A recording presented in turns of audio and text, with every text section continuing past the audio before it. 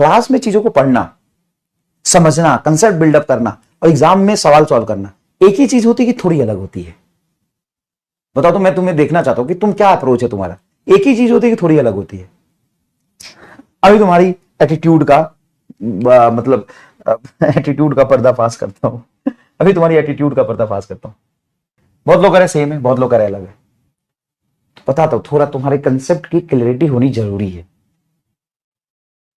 Class में concept को पढ़ना, और एग्जाम में सवाल सॉल्व करना दोनों अलग एटीट्यूड है। अगर तुम क्लास में मेरी बात सुनना, बच्चे बच्चे बच्चे बच्चे बच्चे बच्चे ध्यान से सुनना। क्लास में जब आप पढ़ रहे हो और आप सिर्फ इस एटीट्यूड से पढ़ रहे हो कि मुझे एग्जाम में सॉल्व करना बस सवाल, किसी तरीके से हमको आंसर लाना है, तो गलत है। आप क्लास में पढ़ रहे हो तो आप मानो ना मानो शॉर्टकट से काम नहीं चलेगा, आपको कंसेप्ट बहुत अच्छे से पढ़ना पड़ेगा। अगर आपको एग्जाम क्वालिफाई करना है तो, अगर टाइम पास करना है तो अलग बात है, अगर एग्जाम क्वालिफाई करना है तो आपकी कंसेप्ट बिल्डिंग करनी पड़ेगी। अब 4 सवाल कोई चीज रट के कर सकते हो, लेकिन उससे एक अच्छा सवाल नीट में आएगा तो नहीं कर सकते।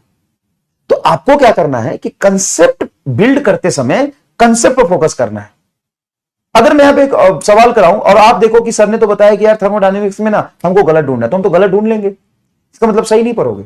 जब तुम सही पढ़ोगे नहीं तो गलत कैसे ढूंढोगे? जब तुम्हारा कंसेप्ट बिल्डअप ही नहीं होगा तो कैसे तुम सही गलत का फिक्र करोगे, सॉरी कैसे सही गलत का डिफरेंस करोगे? तो जब आप सवाल कर रहे हो ना, जब आप सवाल क्लास में पढ़ रहे हो तो आपको पूरा ध्यान रखना होता है कंसेप्ट बिल्डिंग पे। एक बार धीरे धीरे धीरे करके कंसेप्ट बिल्डिंग करना है।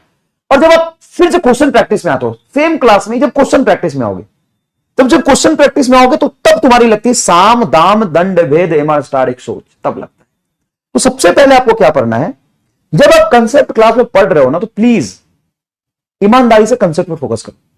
फुल फोकस कंसेप्ट बिल्ड करो, कंसेप्ट को समझो, चीजों को महसूस करो, फील करो, पूरा स्टेप वाइज प्रोसेस लग रहा है तो लगाओ।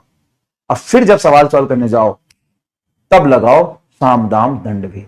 तो दोनों चीजें आपको सीखना पड़ेगा। आपको कंसेप्ट जितना ज्यादा बिल्डअप होगा, कंसेप्ट जितना समझोगे, कंसेप्ट की क्लैरिटी जितनी जल्दी होगी, उतना आपका प्रेजेंस ऑफ माइंड फोकस सवाल में अच्छा होगा, जो है ना, ट्रांसपेरेंट बनेगा सवाल। जितना अच्छा कंसेप्ट होता है ना, उतना ज्यादा सवाल आपके लिए सामने ट्रांसपेरेंट हो जाता है। अब तब आप अपना शक्ति दिखाओ।